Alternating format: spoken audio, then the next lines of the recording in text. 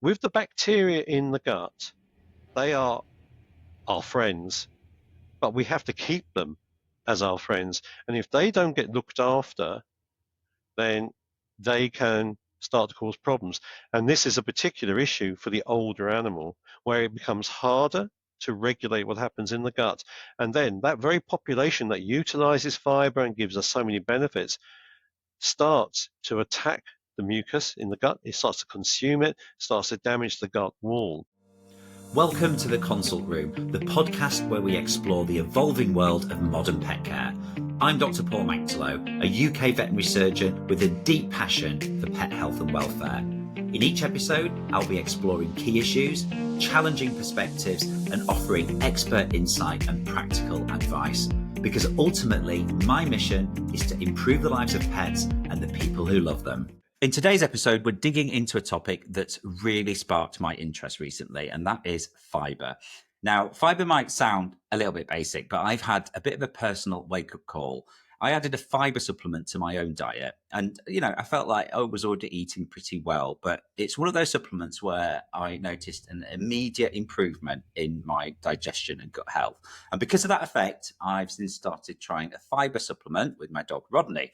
And it got me really curious about the actual science behind it. Is this just a wellness trend, or is there solid evidence for fibre supplementation in pets, even those that are already on a good diet?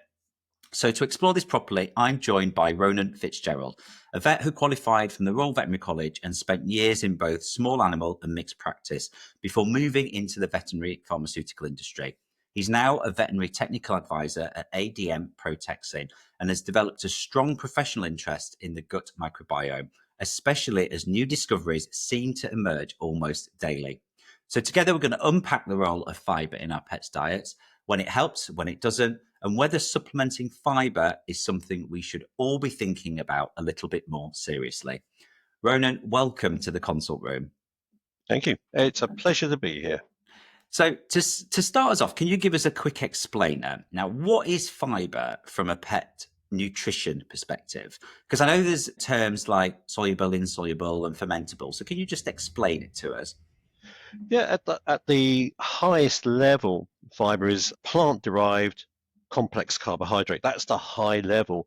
If we drill down a bit more, though it's not a perfect classification, you've got soluble and insoluble fiber.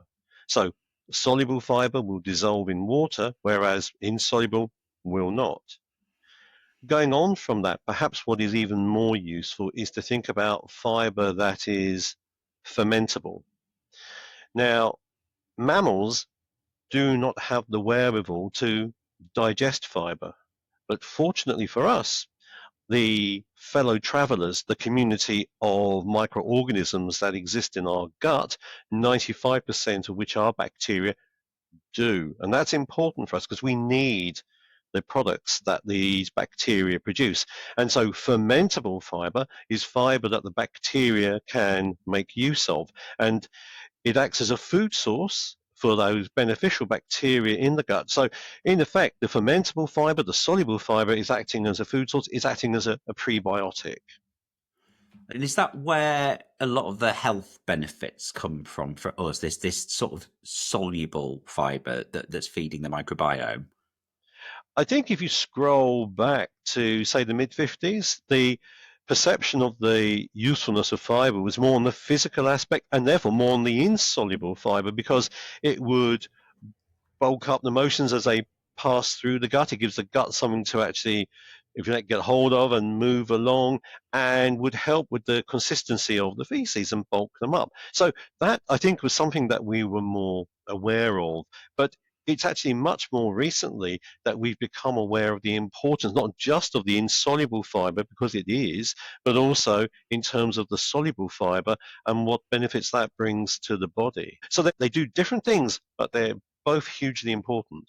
So when I started taking fibre supplements, I think probably the most immediate impact I felt was probably due to that insoluble fibre, because immediately you get this, consistent, regular stool. I mean, we always end up talking about poo on the veterinary podcast, don't we? That was the most noticeable benefit. But I think then I started to think, I actually just feel a little bit better in myself as well. So do you think that was the immediate effects of the insoluble, and then I started to feel the benefits potentially of the soluble stuff and the microbiome changes? Well, one would hope that you're on and I suspect you are on a healthy diet, and so therefore, as part and parcel of that, you would be getting fiber. But in terms of the insoluble fiber, yes, you're absolutely right. It has that positive effect on the consistency of the motions. But the other thing is, if you look and think about certainly on the human side, that insoluble fiber is hugely beneficial because it can reduce the incidence of colorectal cancer. And it has other benefits beyond the gut as well. So that immediate benefit, yes, that physical effect, but it's also making a big difference in terms of mediating, for example, even having an impact on diabetes. So it's important at different levels. That was the obvious one that you detected. It goes beyond that as well.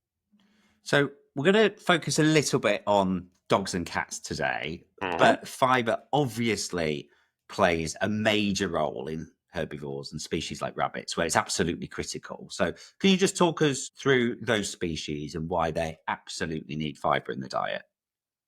Well, we're all, as mammals, we're all in the same boat. Fiber contains substances that are beneficial that we cannot get at on our own. So if you think about ruminants, you think about cattle, sheep, goats, they've got this huge fermentation vat that breaks down all that material, that fibrous material, and releases beneficial metabolites that they can't get at without the intervention of the bacteria. You think about the rabbit, and of course it's a hind gut fermenter. It has that specially developed cecum. Also, chinchillas, guinea pigs are in the same boat, and that's where that fermentation goes on.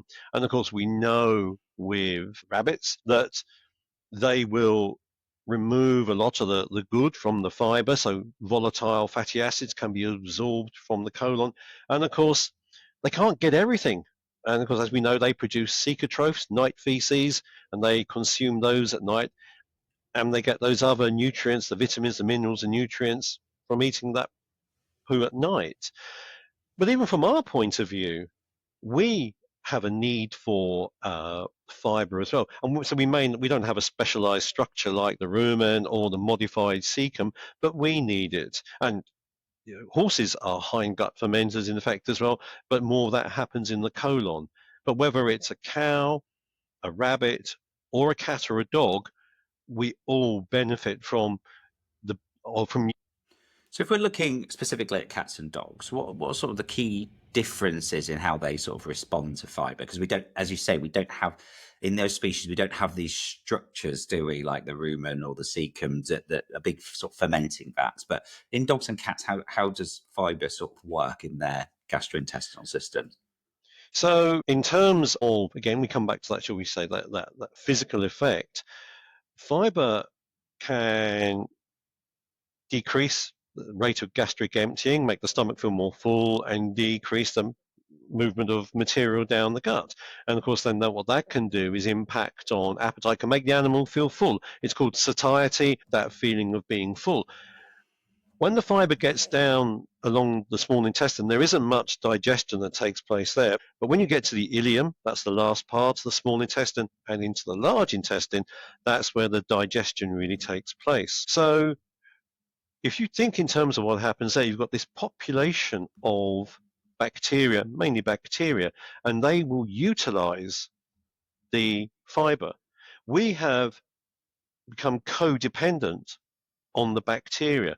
We provide the bacteria with shelter, a regulated environment, and a supply of food. They provide us with beneficial metabolites that we can make use of. So it is a symbiotic relationship. And so if we think in terms of our cats and dogs, for example, then what will happen is that fiber gets down to the large intestine, and the soluble fiber, the fermentable fiber, can be utilized by the beneficial bacteria in the gut.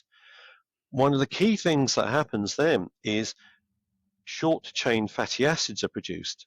And there's three of these in particular. There's acetate, there's butyrate, and there's propionate. Butyrate is hugely important because the colonocytes, the cells that line the colon, receive 70% of their intake from the short-chain fatty acids that the bacteria are producing from utilizing the fiber. So that's a huge contribution mediated by fiber. Now, the butyrate is used as an energy source by the colonocytes, these gut cells. And these cells, if we look at, there's work done in humans to show these cells are shed every 4 to 6 days. So every day, 10 billion of these cells are being lost, are being shed into the human gut. And cats and dogs are pretty much the same as humans. So you've got a huge requirement for energy to fuel this process. And I think that maybe people don't realize how energy demanding it is for the gut to function. These short-chain fatty acids also help in the production of the mucus layer that lines the gut and protects it. It encourages the formation of really strong bonds between the cells that line the gut, making it harder for pathogens to actually get through the gut wall. And they actually even moderate the immune system. They encourage something called oral tolerance, which means that you don't react to your food when you eat it. So providing this fermentable, this soluble fiber enables the bacteria to do all of this, which are cats and dogs, which we benefit from. So from what you said there, there's a very clear link between the sort of the way the gut works in humans, dogs and cats. Are there any sort of differences though? Because obviously when we think of a cat specifically, don't we? We think, well, they're obligate carnivores. So some people think, well, do they need fiber? But obviously from what you're saying, they absolutely do. But is there any sort of differences between those species? Yeah, I think in terms, you're right about the cat being a carnivore, so it would have a lower requirement. And if a cat is on a healthy diet, then you will find, for example, the commercial food, there'll be fiber in there. And it doesn't need to be at a high level. It might be just 1 to 3% crude fiber in there. Where you might see more being required is if you're dealing with weight management because of obesity, or if there's colitis, or if there's constipation. So you're right that the cat doesn't necessarily need lots and lots. The healthy cat doesn't need lots and lots of fiber, but there are situations where it will. And the same is true for dogs as well, in terms of in that balanced diet, you would hope by and large they would receive the sufficient amount of different types of fiber. But again, same thing applies to them. There are scenarios where we need to think about that fiber content that may need to be raised. There isn't really a consensus as to how much there should be in dog food, but you see the figure 2 to 4% being talked about in terms of what should be there. And again, that's to facilitate weight management, to reduce weight, make animals feel full, make them feel less hungry. Also, managing fiber-responsive diarrhea, that'd be that colitis, also being used for some dogs to actually assist with emptying the anal glands. So cats don't have an issue by and large, as you know, with anal glands. Dogs do. So cats, yeah, they don't need a lot of it by and large when they're healthy, but there are scenarios where they would need a higher level. And if you look at some of the fiber enhanced diets, then the content there could be 5 to 10%. So it's horses for courses. Yeah. So I'm glad you picked up on a few sort of clinical scenarios there, because I know that over the years as a vet in the consult room, there are certain conditions where I'd say, actually, you could try a bit of fibre in the diet. And there's obviously the anal gland one there. And, my understanding is that, adding fibre to the diet bulks up the feces, which makes it more likely that those anal glands will empty of their own accord naturally as the stool passes through. But, there's also, like you mentioned there, classic weight loss diet is high fiber, low calorie diets, which stimulate that satiety that you mentioned there. But I've also sort of over the years recommended diet in some of the fiber in those other sort of gut imbalances as well. Are those all appropriate recommendations of fiber? Is there any more that we should be thinking about? Well, you could say, I won't say it's a hot topic, but it's an enduringly hot topic, is we know that a frequent presentation at the vet surgery would be the animal that presents with acute diarrhea or chronic diarrhea. And when we talk about chronic diarrhea, we talk about duration. It's not severity, as you know, it's 3 weeks duration. And there's a very, very, very strong consensus that you should not be using antibiotics for acute or chronic diarrhea. And there is strong evidence to suggest that nutritional manipulation has a role to play, and that could, for example, be the inclusion of pro and prebiotics to the animal's diet, because it's not appropriate to use antibiotics in those situations. And you could do potentially more harm than good because there's no guarantee it will improve. But what you could do is disturb that beneficial gut bacterial population and create what's called a dysbiosis, where that bacterial population is disturbed with potentially serious consequences for the animal. So it's a frequent clinical presentation, but we need to avoid using antibiotics there, and we need to focus on less, shall we say, dramatic, but more beneficial interventions. And that's where something like fiber would absolutely have a role to play, because what you want to do, you've got the physical effect. We come back to that physical effect of fiber, where it absorbs fluid, it can absorb toxins, it can bulk up the feces, but also you have the benefit of soluble fiber, the short-chain fatty acids that are produced by the bacteria and the role they play in maintaining the integrity of the gut. So absolutely, in those situations, there are strong reasons for using them.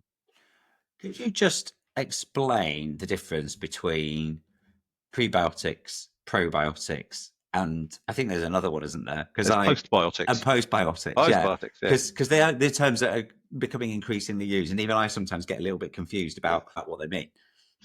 So the probiotic is a population of a known strain of bacteria that is recognized as having health benefits, that is administered to the animal. It's a live organism, so it's a known strain, a known concentration of a strain that's recognized as delivering a health benefit.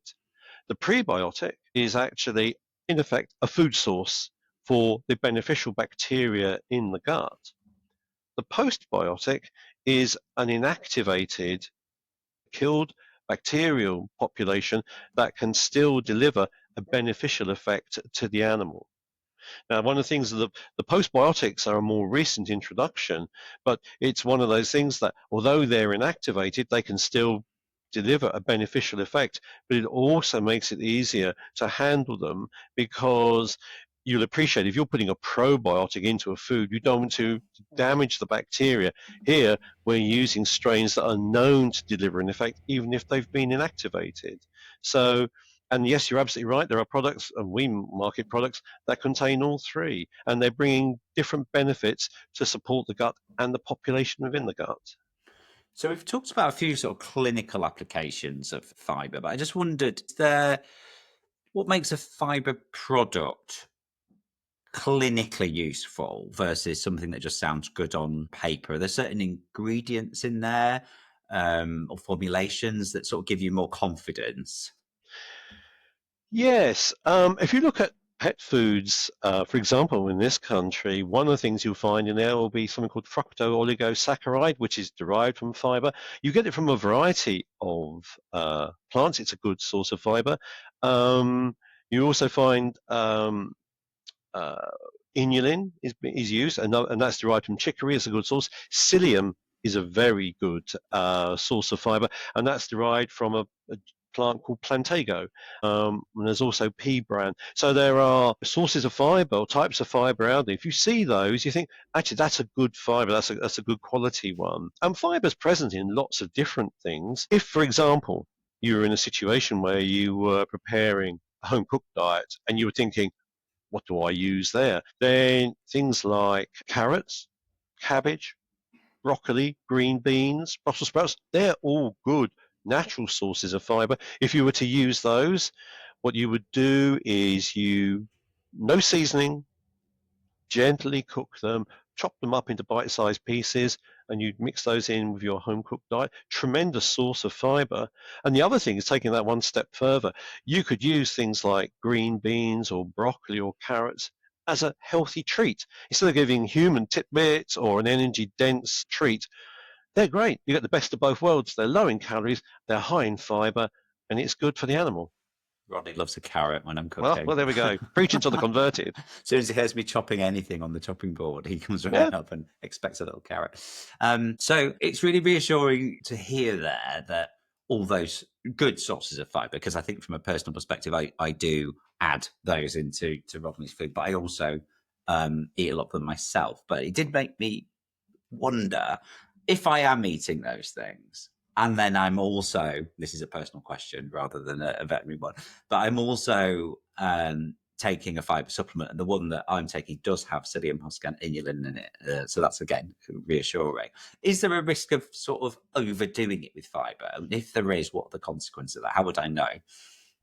The most obvious ones would be flatulence, in which case everybody will know, and potentially constipation as well. So these would be the obvious ones. So if, for example, again, if you come back to that home cooked diet and you were introducing fiber, do it gradually. And because that these are the most likely things that could happen. Speak to your vet. The vet's a tremendous source of advice about nutrition, particularly if you need some guidance. As if you are making a home cooked diet, get that insight. But those would be the most obvious things. Fiber is well tolerated, but you don't want to just pile it in. Build it gradually. And as I said, if you look at the diets, the commercial diets, then the ordinary routine diets would have fiber in a mixture of fibers, so that's encouraging. But for those animals that need a higher percentage, be that because of managing weight or managing a fiber responsive large bowel diarrhea, then you have that option as well. But yeah, so the point of, if you were thinking, well, what would I notice? The most obvious things, perhaps flatulence, constipation. Are there any situations where you would be very cautious in using fibre, or actually say, I don't think you should add any fibre to the diet because it might be counterproductive? I think looping back to something you asked earlier, when you asked about the cat, you have to be careful there. Now, we know cats can become constipated, and we know it can be a challenge to deal with that. So fiber absolutely can have its place, but where you would want to be careful is if you have a cat that's presenting with megacolon, where that, unfortunately, due to perhaps repeated episodes, the colon has become dilated, has become broader, wider than it should be. It may not have the ability to expel the material as well as it would have done before. So that's a situation where care would be required. The other thing is that condition of obstipation where it's absolutely packed. And if the colon is full, if the rectum is full, in that situation, there's no point in putting more fiber in there because you're just adding to something that's blocked up already. So that the cat in particular, in that situation, that's somewhere where I'd want to be a bit careful. And the other thing is, we know that fiber can impact positively on postprandial levels of glucose. So we think about diabetes. But if you were thinking, I'm going to introduce fiber into the diet, the animal's got diabetes, touch base with the vet, get their intake into the role of fiber, how to manage that as well. So, like with all sorts of supplements, when they become sort of popular or buzzwords in the health and wellness space, you get a lot of saturation of the market in sort of products. And there are quite a lot of fiber supplements out there. I had a little look before this podcast: powders, chews, even sort of pastes. Is there, if you're sort of a vet or a pet owner and you're trying to pick one, what sort of things should you be looking for? I would ideally look at the source of the fiber. What type of fibers have we got in there? It can be quite difficult if you're looking at pet foods to work out what you've got in there. We know there are good, as we said, there are good types of fiber. We mentioned about the psyllium. We mentioned about inulin as well. There's rice bran, pea bran as well. So if you have a product that has a mix of fibers, and of course it can be difficult to know, is this soluble? Is this insoluble? But a product that has a mixture of fibers is a good start because that should signal that this mixture should help in more than one way. So again, we come back to that soluble versus insoluble. And it may well be that we're not just looking, if you look at supplements, it's not just the fiber. You may also have a probiotic in there as well, because what we're wanting to do is not only provide a food source that the beneficial bacteria can utilize, we would also want to put in a population of beneficial bacteria that can help swell the numbers of positive bacteria and encourage those that are there to multiply in number as well. So there's a lot to be said for having that combined approach where you've got the probiotic and the fiber acting as a prebiotic. Yeah, I was going to say that you've just mentioned the prebiotic and the probiotic there together, which is good. So yeah, excellent. So do you think that there may be a slight sort of communication gap here? Because I know as a vet that we're very cautious about supplements just because there's so many on the market. And I've often had owners bringing things to me that I've never seen before and said, is this good? Is this healthy? And you know that the ingredients of that, may be beneficial, but you're not actually familiar with the actual product that they own. And, obviously owners are just like us and just like me, exposed to all sorts of great marketing campaigns for all these different things that promise to do lots of things. And you can get a bit overwhelmed by the options. Is there any way we can bridge that gap so Fibre doesn't sort of get lost in that noise? I think it's a good question, because I think we've known about Fibre for a while, but maybe it's receded into the background. I think in terms of the product you would buy, I'd look for a reputable manufacturer for a start, and I'd look to see what else is in there apart from Fibre. It's maybe taken for granted. Fibre has been described as a superfood, and I think that's absolutely right. And I think we need to make more of that. But it maybe gets lost. In fact, maybe there needs to be more of a conversation around that whole nutrition area and what we can do. I think it's a good thing that we have, in terms of commercial diets with the fibre content and the variety in there. So that's a good thing. I suppose some people would say if the animal seems healthy and all the rest of it, if it ain't broke, don't fix it. But what is important to bear in mind is that there are situations where we know using fibre can make a positive difference. It's that awareness. I'll give you an extreme example. Some work was done in dogs, giving them fermentable fibre. And what was found is that the fermentable fiber was being utilized by the bacteria. They produced short-chain fatty acids, and they stimulated the release of a hormone called glucagon-like peptide 1. And that is involved with gastric emptying and intestinal transit time. GLP-1 is the basis of the modern weight loss drugs. So Ozempic, semaglutide, is a GLP-1 agonist. It's doing what fiber does. We give fiber to the animal, the bacterium utilize the fiber, they produce the short-chain fatty acids, they act on the receptors, which produce the GLP-1, which makes the animal feel full, and it slows down the transit of material in the gut. That's exactly what semaglutide is doing, and in fact, closing the loop, the original GLP-1 agonist was derived from the venom of the Gila monster. So if it wasn't for the Gila monster, we wouldn't necessarily have semaglutide that humans are using all over the world. So we have a debt to the Gila monster, but it also shows you that with modern medicine and what it's delivered, that's the same as what fiber is doing as well. So we mustn't forget the old when we embrace the new.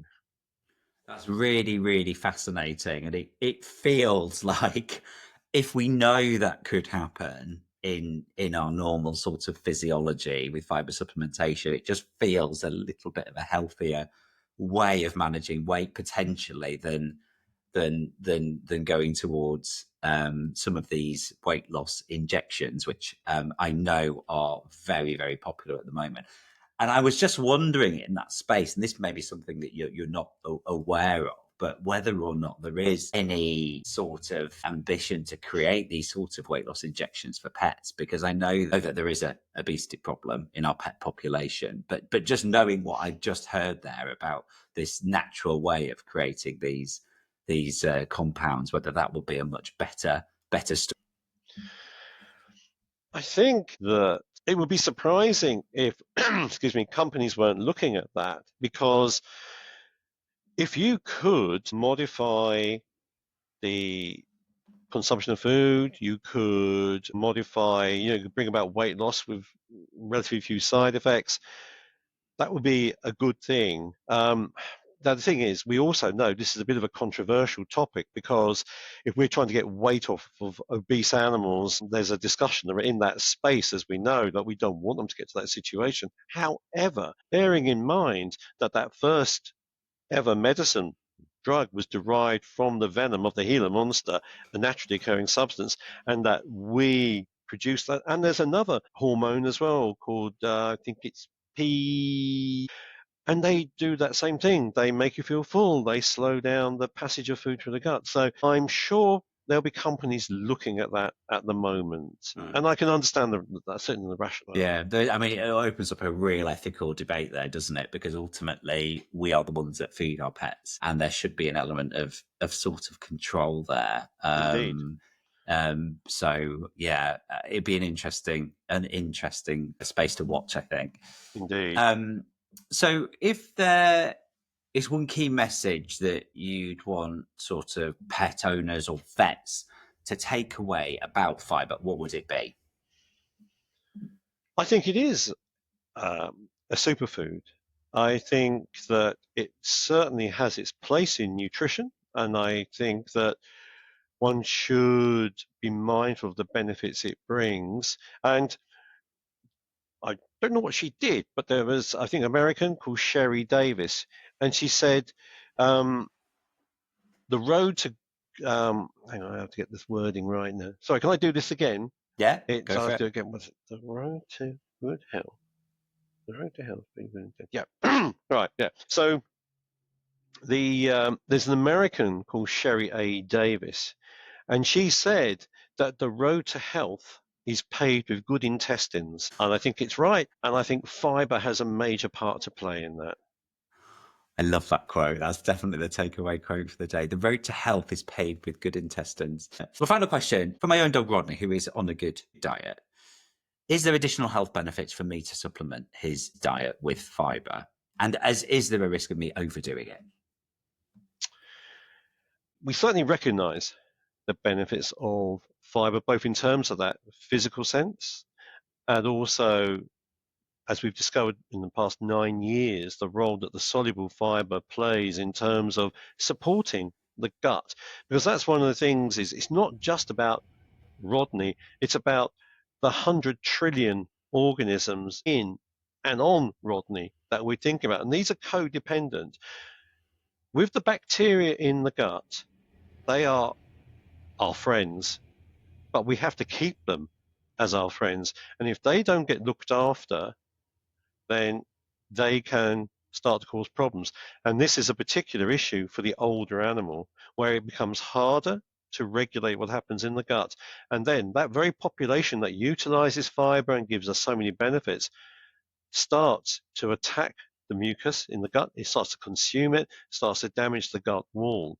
So I suspect that what we will find in terms of health as Rodney gets older, I think fiber is going to be an integral part of managing senior health in animals. And I think we will think more about it and what it brings to the table and its importance. So I think, yes, fiber, I think, is good. If you think you're giving too much, again, if you think, oh, Rodney's very windy today, or he seems to be straining, then review the amount you're giving, cut it back, certainly. We know it delivers lots of benefits, and I would hope that for many animals on a healthy, balanced diet, there's fiber in there and they're managing well.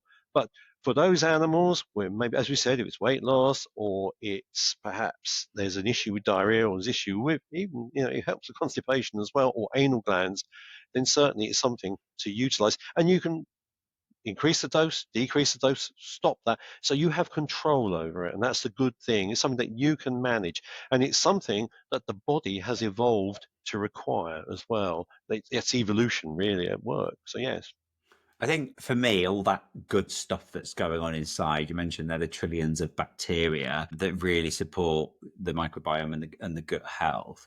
But also for me, it's the really palpable bits. I think since I started giving Rodney a fibre supplement, he just does really good poos. And it's one of the most satisfying things as a dog owner.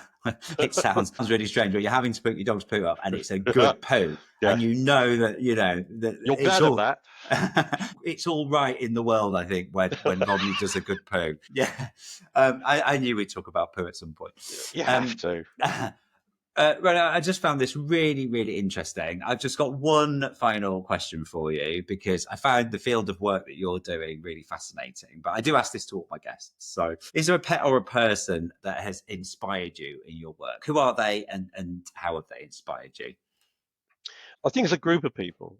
For a number of years, I was part of a group, non-commercial group called the Companion Animal Vector-Borne Disease Forum. And they'd meet every year and they'd share their research and their findings into various vector-borne diseases. So diseases transmitted by insects, by vectors, which would affect cats and dogs. And to see this group of people come together and that knowledge, the fact they're all working for a common purpose, which was the betterment of health for cats and dogs around the world, and how to reduce this risk of exposure to these diseases, things like leishmaniasis, for example, and diarrhoea. It was a real privilege to be there and to see this exchange of views. And that's what science is. It's challenging the status quo. It's bringing forward new ideas. And to see this group of key opinion leaders from around the world, it was a privilege and learned so much from it. So yeah, I'd say that group of people definitely. Ronan, thank you for joining me today. It has really been genuinely fascinating to sort of really dig into the science behind fibre. And to everyone listening, if this episode has made you think differently about fibre or supplements in general, I'd love to hear your thoughts. Thank you for listening to this episode. You'll find all the relevant links to this conversation in the show notes. If you enjoyed it, please follow us and leave a review. It really helps other people discover the podcast. For more insights on topics like this, you can connect with me on social media at Dr Paul the Vet, or check out my website, theconsultroom.co.uk.